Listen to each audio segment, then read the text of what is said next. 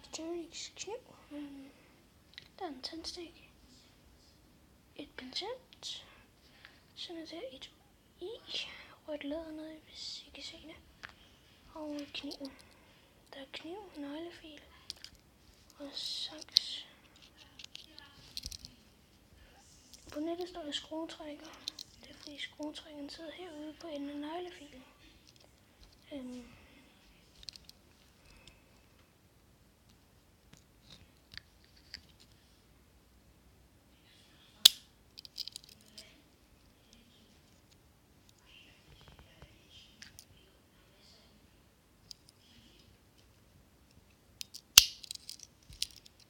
Og så er sådan små huller heroppe i toppen, som I kan se. Så vil jeg putte pincettet i. Og tændstikken. Før jeg putter huller der er der ikke noget. Og jeg sætter det i. Så kan man bare putte den i sit etui igen. Vi ses en anden gang. Hej.